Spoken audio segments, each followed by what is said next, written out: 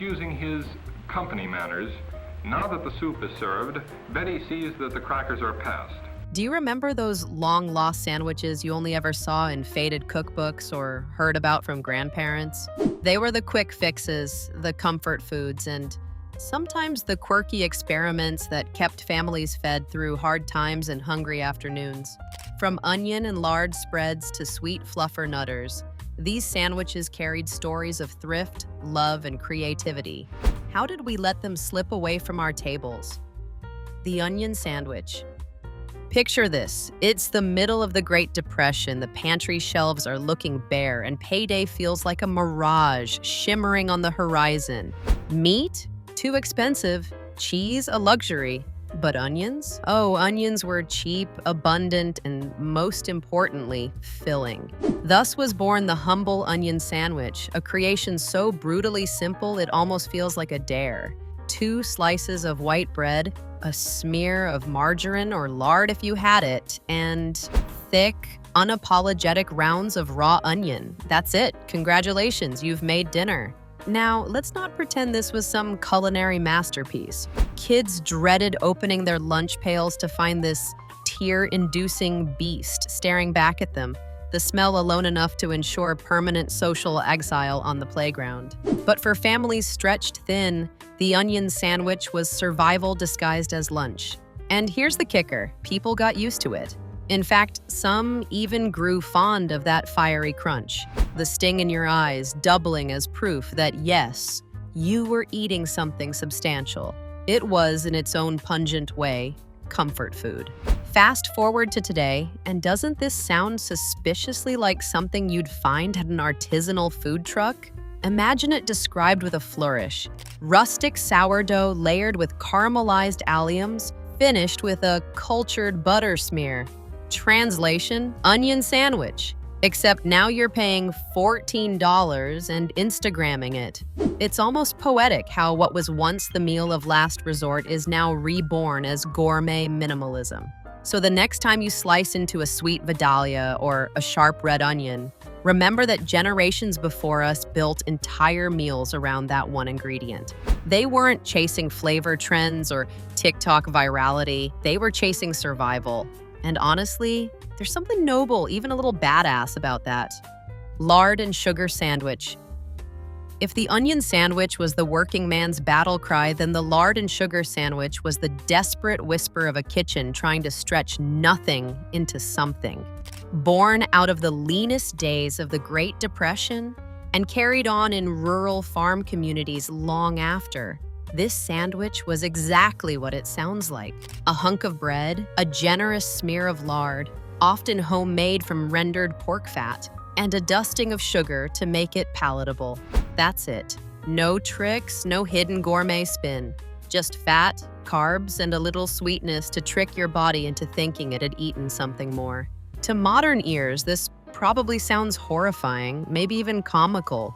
We recoil at the thought of spreading pig fat on Wonder Bread like it's some backwoods Nutella. But for families who raised their own hogs and churned every scrap of food into survival fuel, lard wasn't the villain it's painted as today.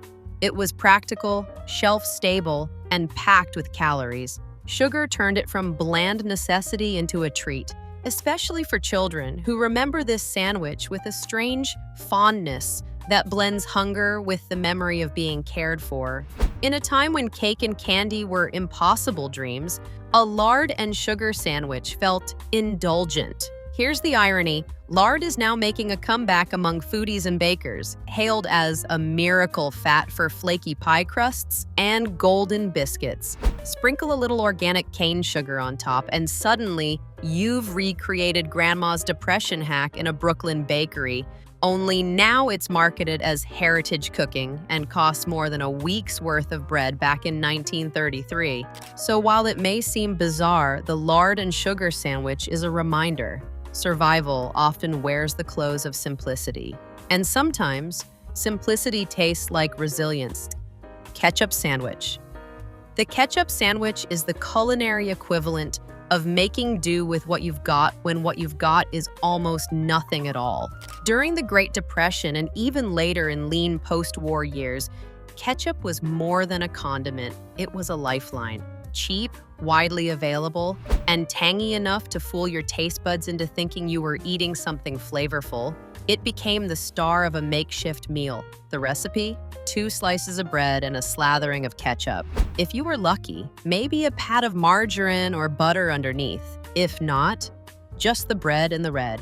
To kids at the time, this was either a treat or a trauma, depending on how long it stayed in rotation. For some, the sweetness of ketchup was a small thrill, a reminder that life still held pockets of pleasure, even when the pantry didn't. For others, it was a cruel reminder of scarcity, a stand-in for the meats and cheeses that were too costly to dream about. Parents didn't plate these sandwiches with pride. They served them with resignation, and yet also with a quiet determination that their children wouldn't go hungry. Fast forward to today, and the ketchup sandwich has mostly disappeared from memory, surviving mainly in the oral histories of grandparents. But here's the wild twist. Rebrand it as tomato jam on rustic bread, and suddenly you've got a menu item fit for an upscale cafe. That's the cycle of food culture. What began as desperation often circles back as innovation. The ketchup sandwich isn't glamorous, and it never will be, but it tells a story of resilience. It reminds us that sometimes survival is as simple as bread, a bottle of Heinz, and the hope that tomorrow's meal will be better. Fried bologna sandwich. Few sandwiches bridge the gap between necessity and nostalgia quite like the fried bologna sandwich. In mid-century America, bologna was the working-class hero of the deli case. Cheap, protein-packed, and endlessly versatile. But when sliced thin and left cold, it could feel like punishment in a lunchbox. Enter the frying pan. With a quick sizzle in butter or lard, those pale pink discs of meat transformed into something smoky, savory, and almost luxurious. The edges would curl up into crispy little bowls, and suddenly, a humble ingredient became the centerpiece of a hot meal. Slip it between 2 slices of white bread, maybe a swipe of mustard, and you had yourself a sandwich that could rival anything a diner griddle was serving. For kids growing up in the 1950s through the 1970s, this was often a Saturday lunch ritual. Parents could whip it up in minutes, and the smell alone, salty, greasy, comforting, was enough to pull children in from the yard. In some regions, the sandwich became so beloved that diners made it a permanent fixture, serving up thick-cut, fried bologna slabs on buns with onions and pickles. It was blue-collar food at its best, hearty, inexpensive, and undeniably satisfying. Today, the fried bologna sandwich exists in 2 worlds. On one hand, it's still a staple in small-town diners across the Midwest and South, a relic that refuses to vanish. On the other, it's been resurrected by trendy chefs who stack artisanal bologna on brioche buns, dress it with aioli, and call it comfort food with a twist. Either way, it hasn't lost its charm.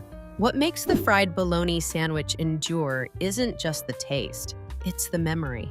It's a reminder that sometimes all you need is a skillet, some bread, and a little ingenuity to turn the ordinary into something worth remembering. Banana and mayo sandwich.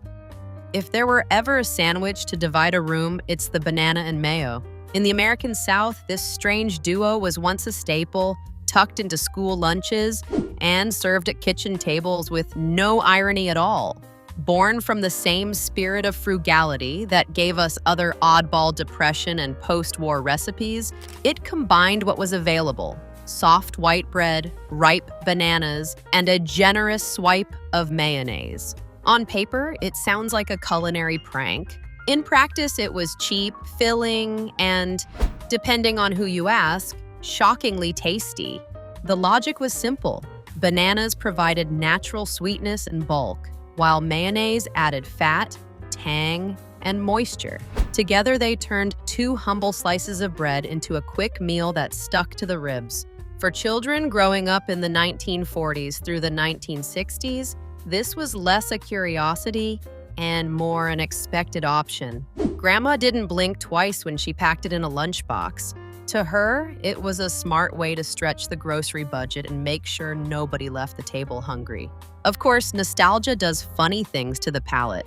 Many Southerners who grew up on banana and mayo sandwiches swear by them to this day, insisting the creamy, sweet, salty mashup is comfort food incarnate.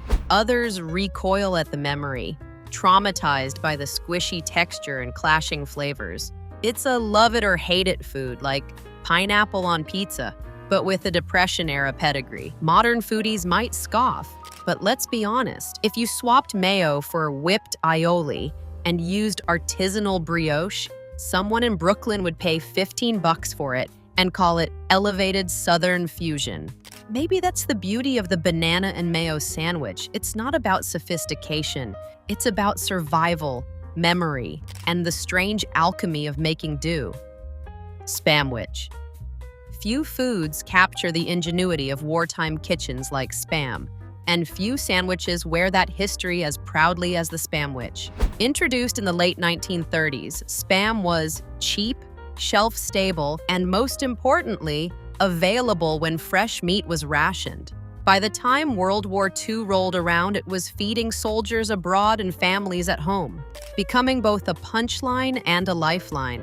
The Spamwich was the natural result: slices of the canned pork product, fried to a crisp or eaten straight from the tin, tucked between bread with whatever condiments or vegetables one could scrounge. It was never glamorous, but it was dependable, and in those days that meant everything. Kids growing up in the 1940s and 1950s often had a love-hate relationship with Spamwiches. On one hand, the salty, greasy slices fried golden in a pan had an undeniable comfort to them. On the other, too many lunches of Spam could feel like a never-ending loop of déjà vu. Still, families knew they could stretch one can into multiple meals, and that made it a hero of the kitchen. For parents, a Spamwich was not just lunch, it was thrift on a plate. Fast forward to today, and Spam has undergone a surprising cultural glow-up. In Hawaii, Spam never went out of style, becoming central to dishes like Spam musubi. Chefs now play with it in gourmet settings, dressing it up with sriracha mayo, kimchi, or brioche buns. What was once mocked as mystery meat in a can now enjoys cult status among food lovers who appreciate its salty, savory punch. The Spamwich, then, isn't just a sandwich. It's a symbol of resilience, adaptability, and maybe even a touch of rebellion.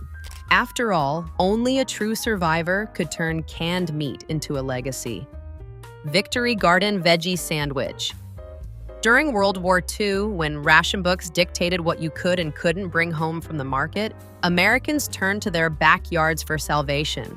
The Victory Garden movement swept across the country, transforming lawns, city lots, and even public parks into small farms bursting with carrots, radishes, tomatoes, and lettuce.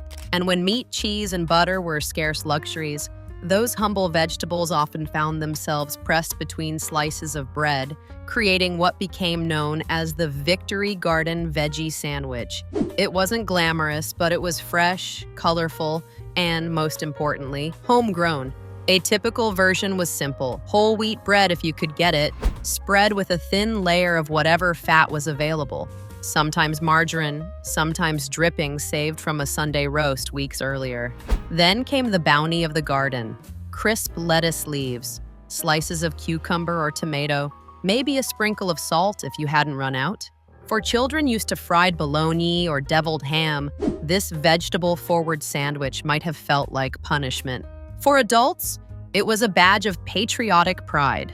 Every bite was proof you were doing your part to support the war effort, stretching rations and keeping store shelves stocked for soldiers overseas. What's remarkable is how this sandwich, born from scarcity, anticipated modern eating trends. Swap in some avocado or hummus, and suddenly it looks a lot like today's cafe lunch special. The idea of celebrating vegetables as the star of the plate, rather than the sidekick to meat, was radical then, but feels natural now. The Victory Garden Veggie Sandwich wasn't just a meal, it was a philosophy, a reminder that resilience could taste fresh, crunchy, and even hopeful. In a world shaped by war, it made survival feel a little greener, one bite at a time. Sardine sandwich. The sardine sandwich is one of those meals that perfectly captures the push and pull between necessity and acquired taste. In the 1930s and 1940s, when fresh meat was scarce and canned goods were king, tins of sardines were a godsend. Cheap, packed with protein, and long-lasting, they became a pantry staple in households that couldn't afford steak but still needed to keep bellies full. The sandwich was a natural extension. Mash the sardines with a bit of mustard or mayonnaise if available, spread them on bread, and maybe add some sliced onion or pickles to cut through the richness. The result was salty, oily, and surprisingly satisfying if you could get past the smell. For many children of that era, the sardine sandwich was a dreaded lunchbox reveal. Few things were as socially risky as unwrapping your wax paper, only to release a wave of fishy aroma that could clear a cafeteria table in seconds. Yet, in kitchens across the country, sardines were seen not as punishment, but as practicality. They provided essential nutrients during times of rationing and gave families a taste of the sea, even hundreds of miles from the coast. Over time, the sardine sandwich faded from the mainstream American palate, pushed aside by blander, safer fare. But here's the twist. Sardines are enjoying a quiet renaissance today. Nutritionists hail them as a superfood, rich in omega-3s and calcium. Foodies serve them on artisanal bread with arugula, aioli, and lemon zest, reinventing what was once a humble wartime necessity as a chic cafe item. The sardine sandwich may never be universally loved, but it embodies resilience. It's a reminder that flavor and sustenance can come from unexpected places, and that what once embarrassed kids at lunch could now earn a spot on a trendy brunch menu. Peanut butter and pickle sandwich. Few sandwiches sound more like a dare than the peanut butter and pickle, and yet for a good stretch of the 20th century, it was a surprisingly common fixture in American kitchens. Its origins trace back to the lean years of the Depression and World War II, when resourcefulness in the pantry often outweighed considerations of flavor. Peanut butter was inexpensive, protein-rich, and shelf-stable, while pickles, whether dill or sweet bread and butter, added crunch and tang. Together, they made for a meal that was cheap, filling, and, against all odds, strangely memorable. For kids, it was often a love it or hate it experience. One bite might deliver the comforting creaminess of peanut butter, followed by a sharp, vinegary zing that woke up the taste buds like a culinary jump scare. Parents, however, weren't in the business of pleasing picky palates. They were feeding families on nickels and ration stamps. In that light, a peanut butter and pickle sandwich was less about taste and more about ingenuity. Another example of how necessity became the mother of invention in American food culture. Fast forward to today, and what was once desperation dining has found new fans. Food bloggers and adventurous eaters praise the combination for its balance of salty, sweet, sour, and creamy, a kind of accidental masterclass in contrasting flavors. Swap the white bread for sourdough, the Jif for natural peanut butter, and suddenly it looks less like a relic and more like a trendy cafe experiment. The peanut butter and pickle sandwich may raise eyebrows, but it also raises an important point. Some of the strangest ideas stick around because they work. It's proof that survival food can surprise you, that thrift can lead to creativity, and that sometimes the weirdest bites are the ones you never forget. Deviled ham sandwich. The deviled ham sandwich is a relic from a time when meat was precious, and stretching a little to go a long way was considered both practical and wise. Born in the late 19th century, but hitting its stride during the early to mid-20th, it relied on canned deviled ham, most famously made by Underwood, whose little red devil logo became an icon of American cupboards. Deviling simply meant spicing things up, so the ham was ground into a spread, heavily seasoned with mustard, cayenne, and other tangy flavors. then packed into tins that could survive on a pantry shelf for months. During the Depression and wartime years, a can of deviled ham could transform plain bread into a meal.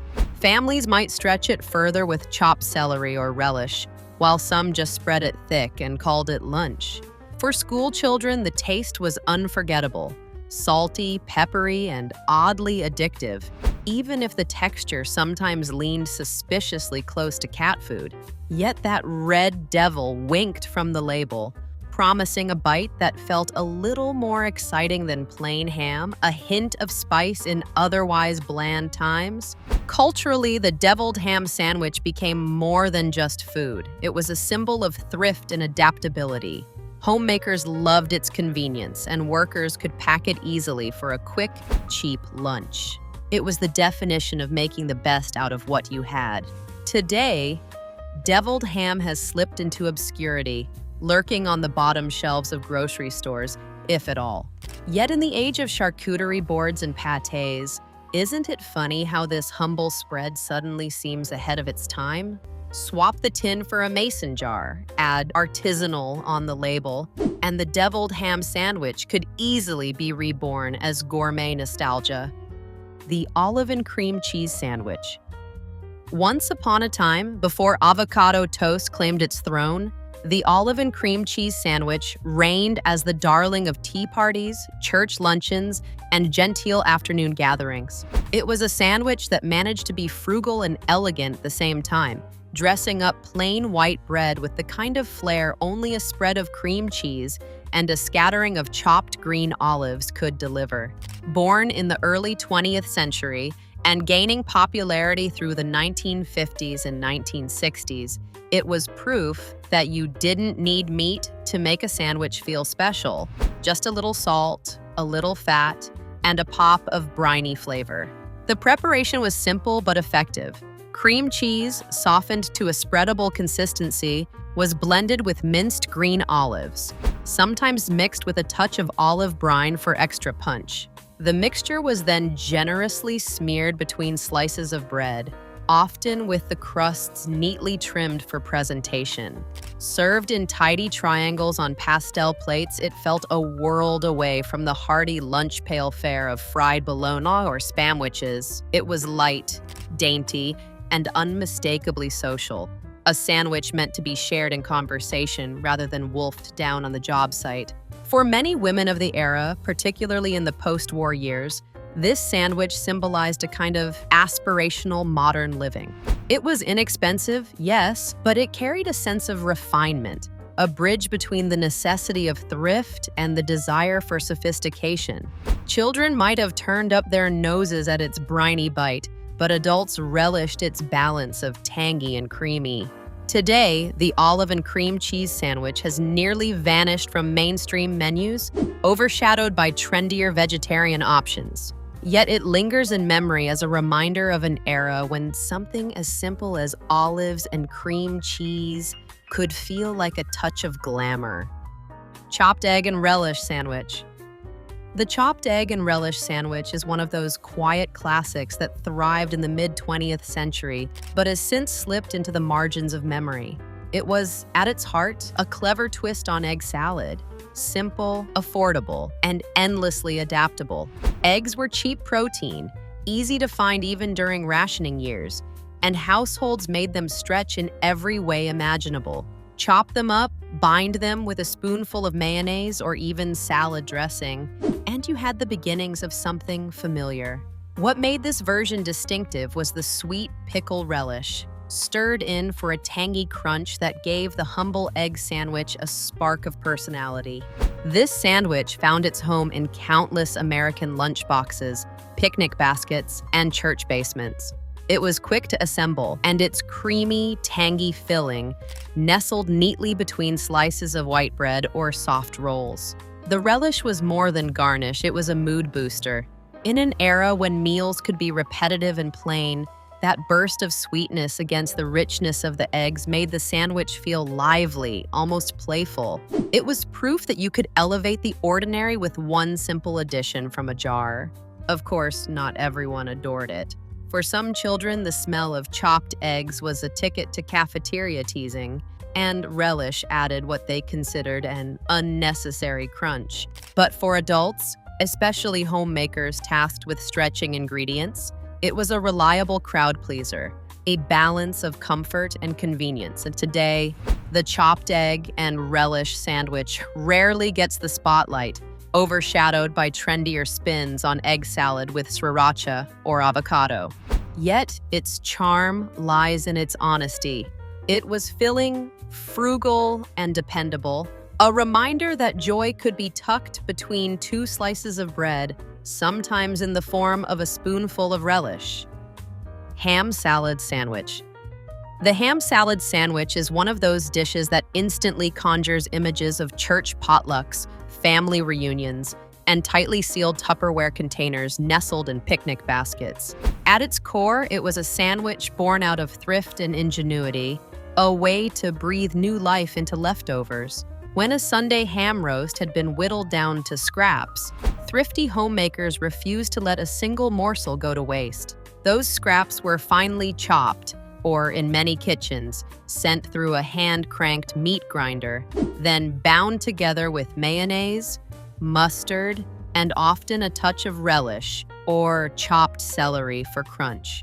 Spread generously on soft white bread, it became a meal that was both practical and strangely indulgent. During the 1950s and 1960s, ham salad sandwiches found their way onto countless luncheon menus.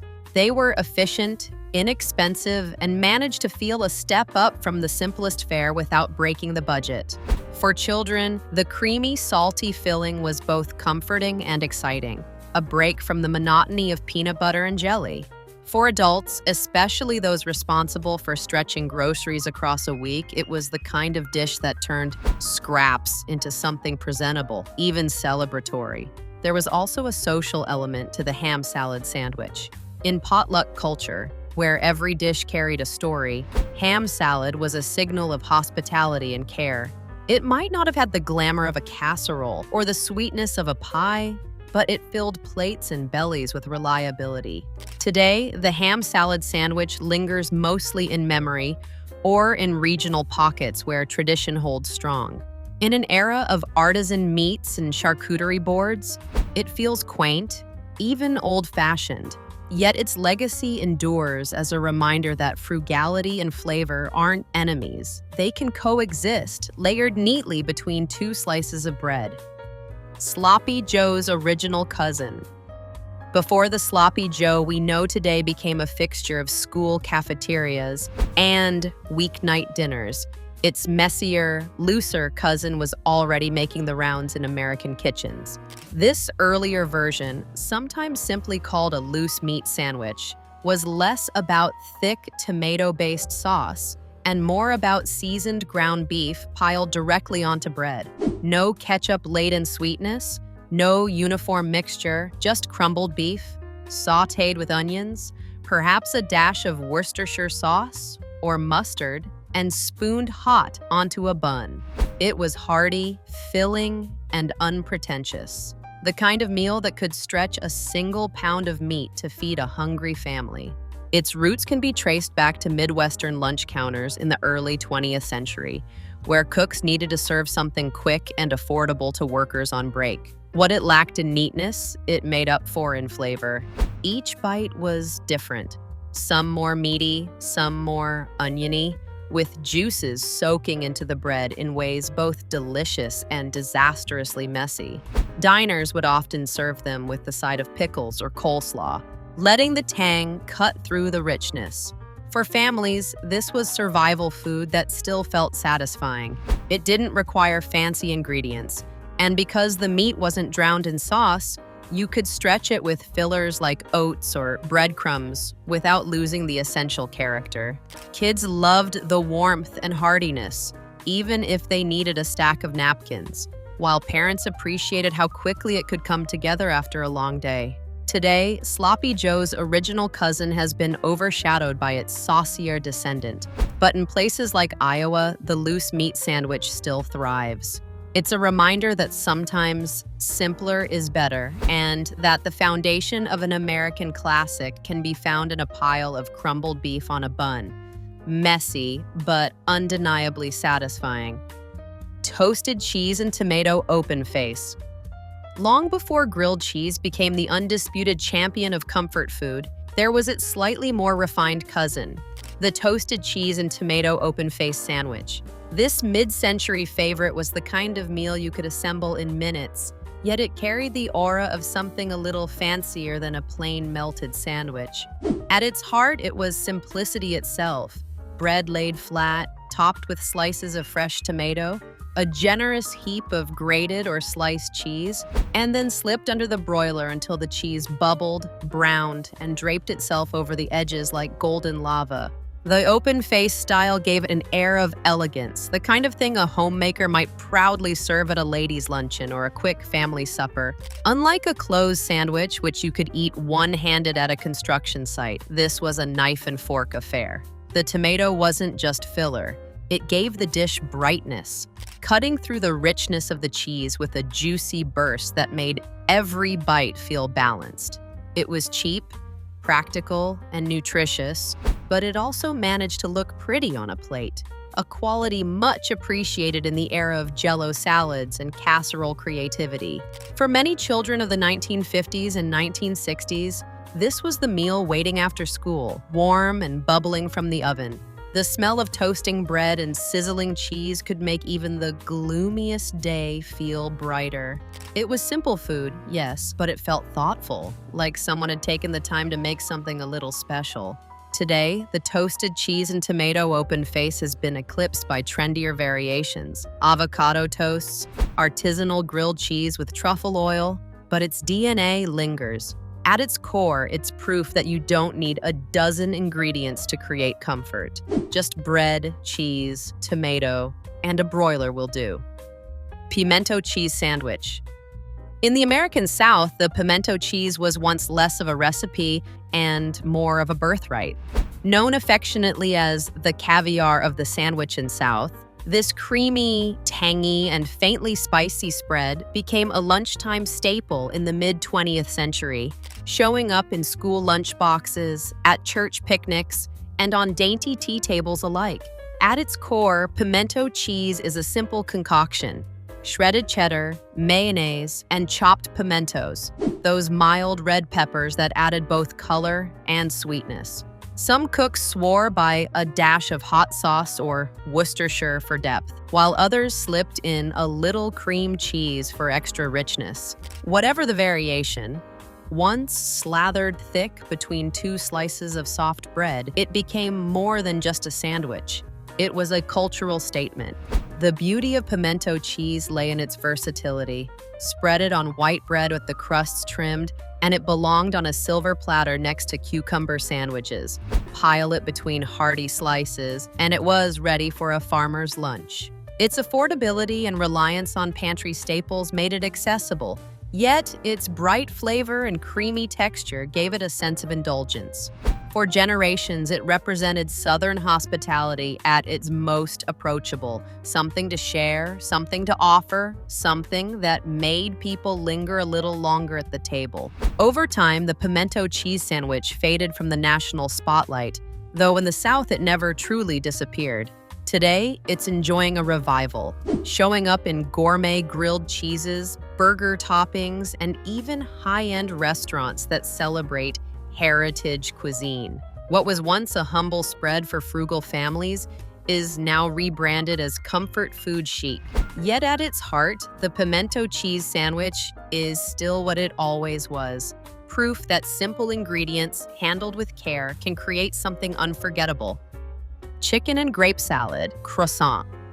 Few sandwiches capture the aspirational flair of the 1970s and 1980s, quite like the chicken and grape salad croissant. It was the dish that signaled you had stepped up from the humble lunchbox fare of tuna or egg salad and arrived at something a little more fancy. The foundation was straightforward: diced chicken, usually leftover from Sunday's roast or pulled from a poached breast, tossed in mayonnaise until creamy. What set it apart were the sweet red grapes, halved and folded in like little jewels, along with crunchy celery or toasted almonds for texture. Served not on plain sandwich bread, but on a buttery croissant, it felt indulgent, almost continental, as if you'd borrowed a touch of Paris for your kitchen table. This sandwich thrived in the era of potlucks, baby showers, and bridge club luncheons, where presentation mattered almost as much as taste.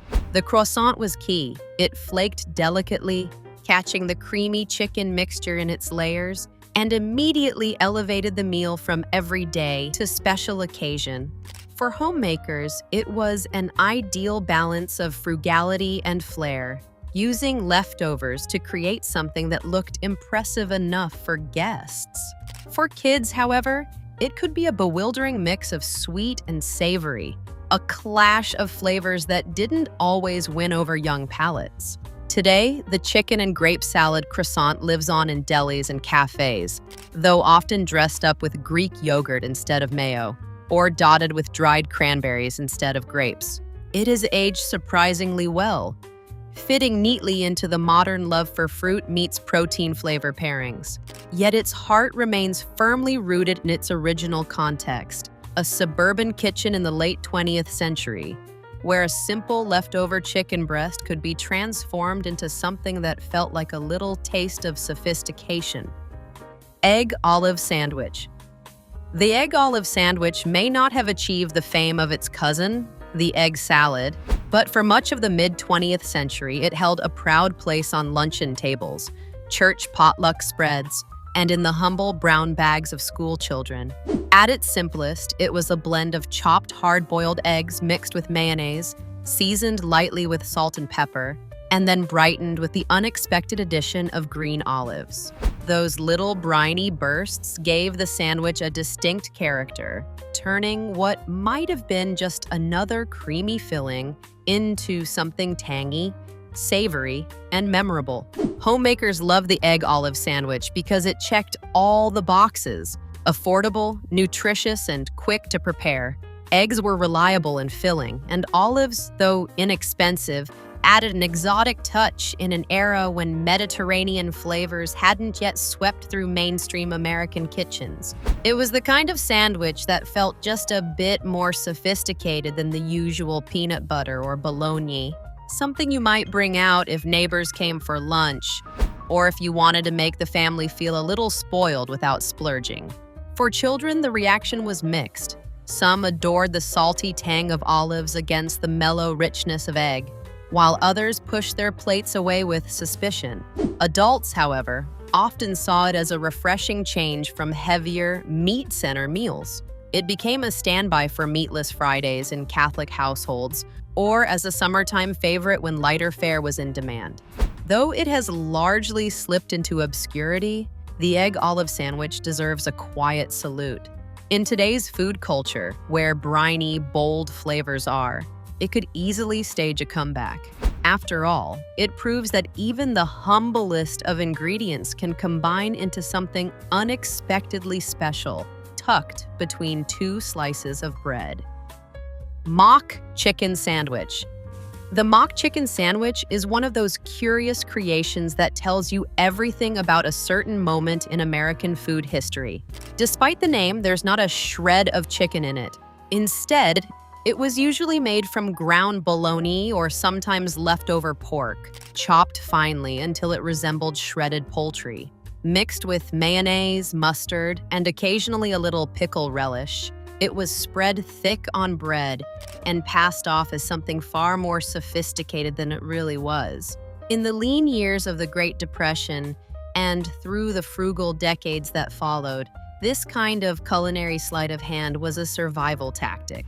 Why buy chicken when you could trick your taste buds with something cheaper, saltier, and readily available at the corner deli? For homemakers, the mock chicken sandwich was a clever compromise, stretching a food budget without leaving anyone hungry.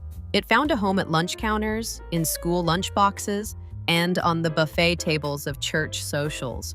The illusion wasn't foolproof. Anyone expecting the texture of roasted chicken would quickly realize the ruse, but the tangy, savory filling had its own appeal. It was creamy, a little zesty, and satisfying in a way that didn't demand comparison to its namesake.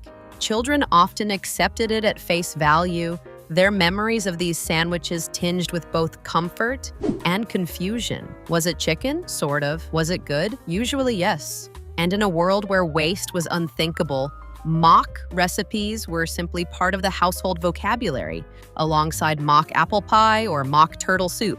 Today, the mock chicken sandwich is a rare find, remembered mostly by older generations. Yet it speaks to the creativity of home cooks who turned scraps and substitutions into meals that sustained families with dignity. In its way, it was proof that honesty wasn't always the point.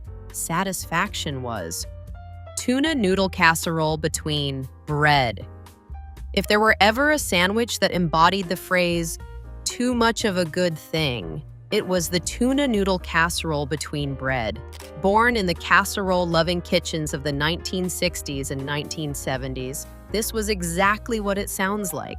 A scoop of creamy, carb-heavy tuna noodle casserole, already bursting with pasta, tuna, peas, and mushroom soup, spooned generously onto sandwich bread, and eaten like it was the most natural thing in the world.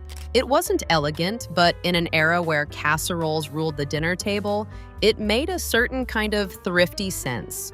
Why not turn last night's leftovers into tomorrow's lunch? Mothers and homemakers adored this hack because it stretched a single dish even further. A pot of tuna noodle casserole could feed a family on Monday, and whatever remained could be repurposed into sandwiches for Tuesday's lunch boxes. The casserole's creamy texture made it spreadable, if a bit messy, and the bread served as both filler and vessel. Children often viewed these sandwiches with suspicion, eyeing the jumble of noodles spilling from between slices. But many remember them with a nostalgic fondness today. They were warm, filling, and above all, cheap. There was also a cultural pride in making casseroles work double duty. Potlucks and church suppers showcased tuna noodle casserole as the ultimate crowd pleaser, and putting it on bread was simply another expression of that resourceful spirit. It might not have photographed well, but it fed people, and that mattered more than appearances. Today, the idea of sandwiching a casserole might seem laughable, even excessive in a food culture obsessed with presentation and balance. Yet the tuna noodle casserole sandwich is a reminder of a time when frugality bred creativity and when nobody thought twice about doubling down on carbs if it kept stomachs full and families fed. The horseshoe sandwich. The horseshoe sandwich is one of those glorious regional inventions that makes you wonder why it didn't sweep the entire country. Born in Springfield, Illinois in the late 1920s, it was the kind of dish that could only have come from a diner cook looking to please hungry regulars with whatever was on hand. At its foundation, the sandwich wasn't delicate at all. It was a hearty, open-faced pile-up that defied daintiness. A thick slice of toasted bread formed the base, usually Texas toast, sturdy enough to carry the weight of what came next. A slab of hamburger steak, ham, or fried chicken. Over this, the cook would ladle a cascade of rich, velvety cheese sauce, then crown the whole affair with a heap of golden French fries. The name horseshoe came partly from the shape of the original protein, two thick slices of ham arranged like a horseshoe, and partly from the fries, which were said to resemble horseshoe nails. But the name hardly mattered once the plate landed in front of you. This was comfort food meant to impress by sheer scale. It wasn't finger food, it was a knife and fork affair, more akin to a feast than a sandwich. For locals, the horseshoe became more than a novelty. It was tradition. College kids swore by it after long nights. Families ordered it as a shared indulgence, and Springfield diners proudly claimed it as their signature. Variations multiplied. Breakfast horseshoes with eggs, Mexican horseshoes with spicy toppings, and countless other spins. Outside Illinois, the horseshoe never quite caught on, perhaps too decadent, too messy, or too unapologetically over the top for mainstream America. But in its hometown, it remains a legend. A reminder that sometimes the best sandwiches are the ones that can barely be contained by bread or by definition. Chow mein sandwich. The chow mein sandwich is one of those culinary oddities that sounds like a punchline until you realize it was once a beloved regional staple. Born in the mill towns of southern New England, particularly Fall River, Massachusetts, it emerged in the early 20th century as Chinese-American immigrants adapted their cuisine to local tastes and budgets.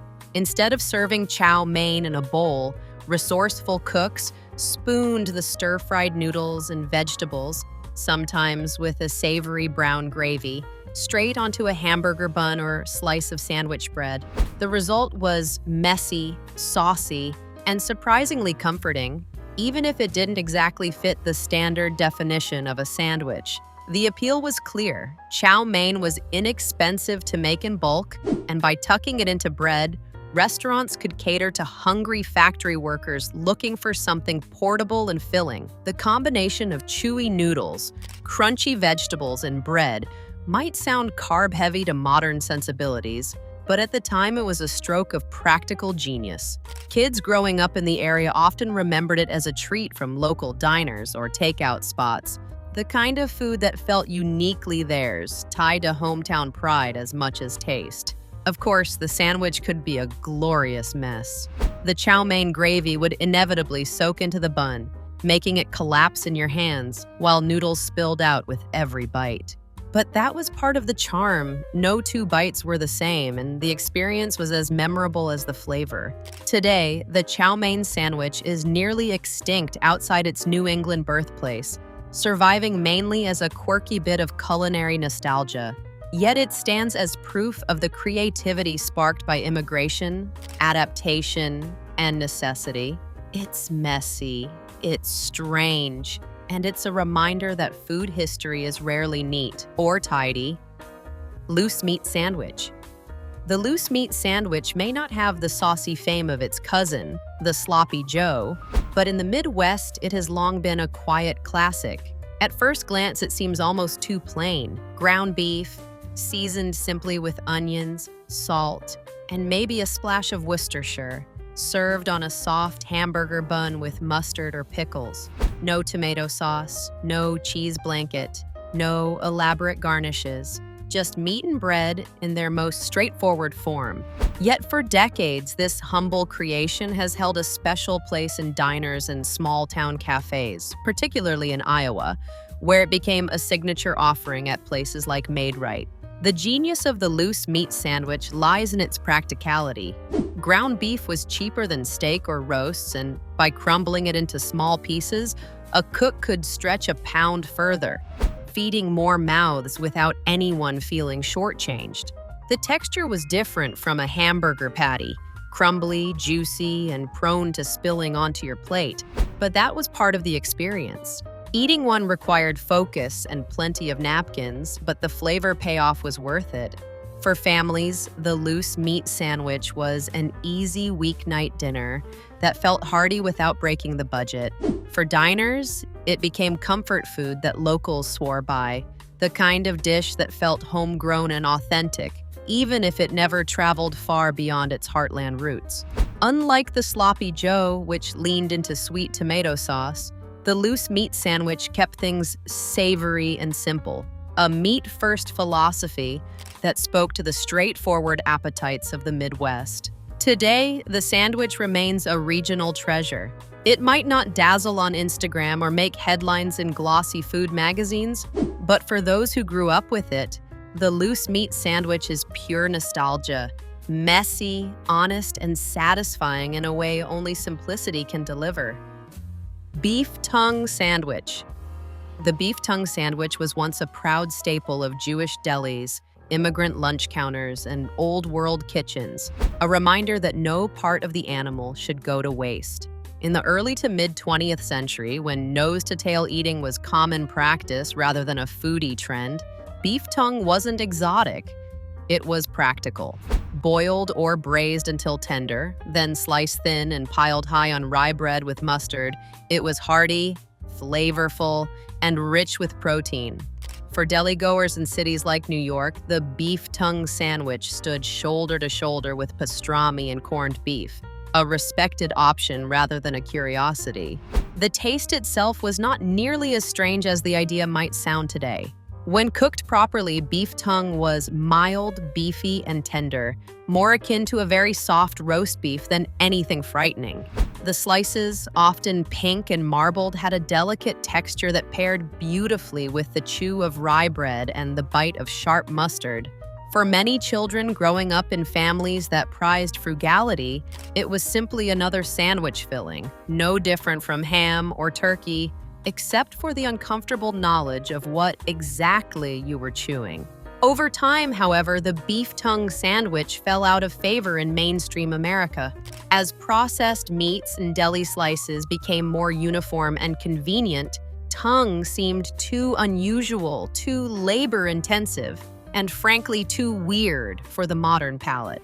Younger generations recoiled at the thought, and what was once commonplace began to fade into obscurity. Today, the beef tongue sandwich survives mostly in traditional delis and among adventurous eaters. Ironically, the nose-to-tail ethos is back in vogue, celebrated by chefs who prize sustainability. In that sense, the beef tongue sandwich was ahead of its time, a forgotten delicacy waiting patiently for its comeback. Potato chip sandwich. The potato chip sandwich is one of those humble inventions born not from cookbooks but from pure, mischievous inspiration at the lunch table. At its core, it is exactly what the name promises. Soft slices of bread, sometimes buttered, sometimes spread with peanut butter or mayo, stacked with a generous handful of potato chips inside. Close the bread, take a bite, and you're rewarded with that unmistakable crunch. For children of the 1950s through the 1980s, this wasn't just food, it was rebellion. It was a way to hack the system, to turn an ordinary sandwich into something thrilling, loud, and a little bit fun. Parents may have rolled their eyes, but the potato chip sandwich thrived in school cafeterias and backyards. It was the kind of improvised meal you threw together when the pantry was bare, or when you couldn't stomach another plain bologna sandwich. Some kids took it further, layering chips onto peanut butter and jelly or tuna salad, while others kept it simple, just chips and bread, nothing more. The sandwich wasn't elegant, but it was affordable, quick, and guaranteed to deliver a satisfying, salty crunch in every bite. The magic lay in its playfulness. Where else could you feel like a kitchen genius at the age of 10? Discovering a texture combination so perfect it felt like a secret. Adults, too, occasionally indulge, sneaking one late at night when no one was looking. Today, the potato chip sandwich has been reimagined by chefs who tuck kettle chips into gourmet creations for added texture, charging $15 for what was once the cheapest hack in the book. But for those who grew up on it, the original version needs no rebranding. It's the taste of childhood ingenuity, proof that sometimes the simplest ideas are the most unforgettable. Marshmallow fluff and peanut butter. The marshmallow fluff and peanut butter sandwich, better known as the Fluffernutter, is a creation that could only have come from the 20th century America, where sweet indulgence met the practical lunchbox. Born in New England in the early 1900s, it gained popularity during the 1960s and 70s, when jars of marshmallow fluff sat proudly next to peanut butter on grocery shelves. The formula was simple yet irresistible. One slice of bread spread with creamy peanut butter, the other with a thick cloud of marshmallow fluff, pressed together into a sticky, sugary marriage of textures. It wasn't just food, it was childhood magic wrapped in wax paper. For kids, a Fluffernutter was a ticket to playground envy. The first bite fused salty and sweet in perfect harmony, peanut butter clinging to the roof of your mouth while the fluff melted into gooey sweetness. It was messy, yes, but gloriously so, the kind of sandwich that left sticky fingerprints on lunchboxes and grins across faces. Parents appreciated its thriftiness and speed. No cooking required, no expensive ingredients, just two pantry staples that together felt like a treat. But the fluffernutter wasn't without its critics. Nutritionists raised eyebrows at its sugar content. Teachers dreaded the hyperactive bursts it seemed to fuel. And some parents quietly hoped their kids wouldn't request it too often. Yet despite the controversy, the sandwich endured, becoming something more than a meal, a cultural touchstone for generations who grew up in its sticky embrace. Today, the fluffernutter lives on, celebrated nostalgically in New England, and rediscovered by curious foodies elsewhere. It may not align with kale smoothie culture, but it carries a charm that no health trend can erase. The marshmallow fluff and peanut butter sandwich is more than just sweet. It's a reminder that sometimes joy is best served between two slices of bread. Molasses sandwich. The molasses sandwich was once a symbol of both hardship and comfort, a simple treat that emerged from the frugal kitchens of the 19th and early 20th centuries. Long before sugar became cheap and abundant, molasses was the sweetener of choice in many American homes, particularly in rural and working-class communities. It was inexpensive, shelf-stable, and versatile, and when spread onto bread, it transformed the plainest slice into something indulgent. Sometimes butter was added beneath the sticky layer, sometimes not. But either way, the result was a sweet, chewy sandwich that managed to feel both humble and special. For children growing up in the Depression era, the molasses sandwich often doubled as dessert. Candy was rare, cakes were a luxury, but bread and molasses could deliver that same sense of joy without straining the family budget. The flavor was strong, dark, bittersweet, and robust, and not every child adored it. Still, it was filling. And for many, it became a taste associated with home and survival. Parents appreciated its practicality. A jar of molasses lasted months, and with one smear you could stretch a loaf of bread into something more satisfying than plain starch. There was also an air of tradition about it. Molasses connected families to older ways of eating, echoing back to colonial kitchens and enslaved communities where it had been a staple long before supermarkets and processed sugar took over. It carried history in every sticky bite, a reminder of resilience and resourcefulness. Today, the molasses sandwich has mostly disappeared, replaced by flashier spreads and easier sweets. Yet food historians and nostalgic cooks still look back on it with respect. It wasn't fancy, and it wasn't meant to be. The molasses sandwich was proof that sweetness could come even in the leanest of times. Apple and cheese sandwich. The apple and cheese sandwich is one of those combinations that feels old-fashioned yet timeless, the kind of pairing that has quietly existed for centuries but rarely gets its due. At its heart, the idea was simple: crisp apple slices layered with slices of cheese, usually cheddar, all tucked between slices of bread. It was a sandwich that could swing both ways, savory or sweet, depending on how it was prepared. For thrifty families in the early and mid-20th century, it was also practical. Apples were cheap and plentiful. Cheese provided protein and fat, and together they made a meal that was satisfying without being heavy. Children often encountered this sandwich in their lunchboxes, sometimes with a smear of butter on the bread, sometimes plain. The crunch of apple against the creaminess of cheese created a texture contrast that stood out from softer, blander sandwiches. It was refreshing, portable, and comforting, a reminder that you didn't need meat to make a sandwich feel substantial. For adults, particularly in farming communities or small towns, the apple and cheese sandwich was a nod to tradition, echoing the old custom of serving apple pie with a slice of cheddar on top. Sweet and salty, crisp and smooth. The flavors just made sense, even if the idea puzzled outsiders. As time passed, the apple and cheese sandwich faded from mainstream lunch menus, overshadowed by flashier options. Yet in today's world of charcuterie boards and farm-to-table dining, it suddenly feels ahead of its time. Add some grainy mustard, swap in artisanal sourdough, and the apple and cheese sandwich could pass as a cafe special. Still, its roots are humble. born from kitchens that valued balance and simplicity. It remains proof that elegance can be found in the simplest marriages of flavor. Chocolate sprinkle sandwich. The chocolate sprinkle sandwich is one of those treats that feels almost too whimsical to be real. Yet for many children in mid-century America, often in families influenced by Dutch or European traditions, it was a beloved part of childhood. The idea was gloriously simple.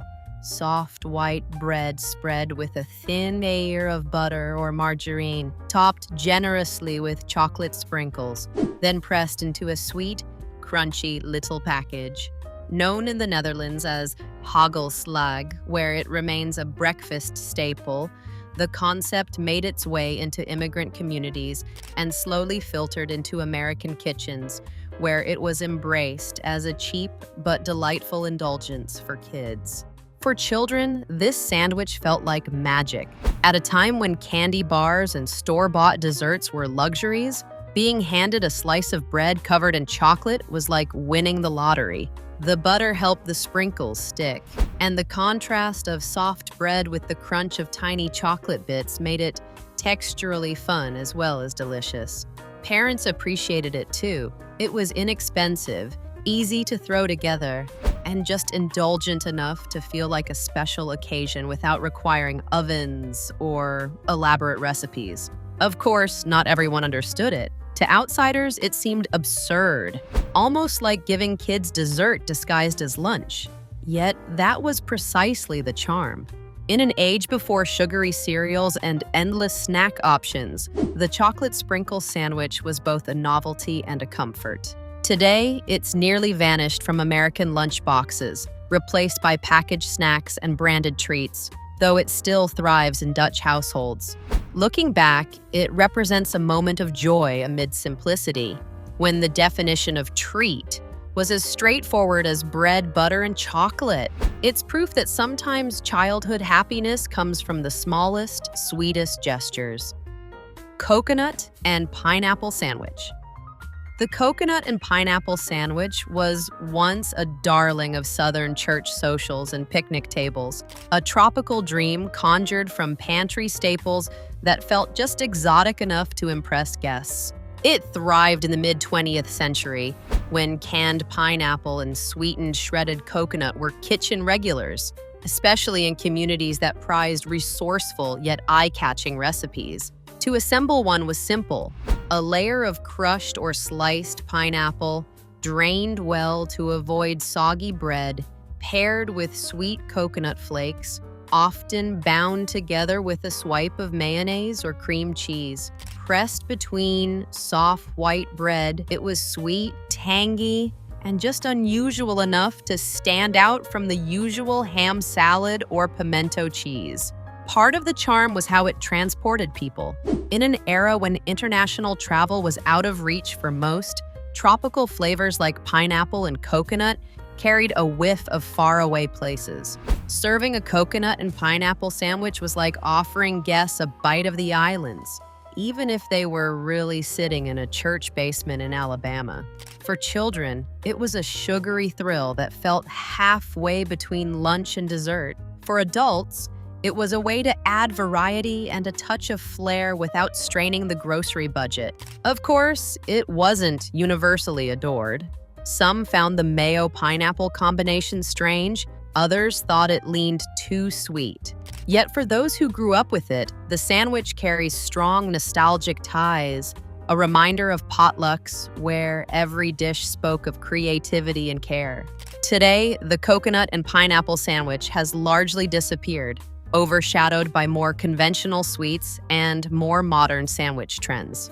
Still, it remains a fascinating relic of mid-century ingenuity, proof that even a humble slice of bread could be a canvas for a little taste of paradise. And there you have it, 30 long-lost sandwiches that once fed families, filled lunchboxes, and told the story of America's ingenuity in the kitchen. Some were strange, some were comforting, and a few might even deserve a comeback. If you enjoyed this nostalgic trip through forgotten flavors, don't forget to hit like, share it with a friend who loves food history, and subscribe for more tasty time travels.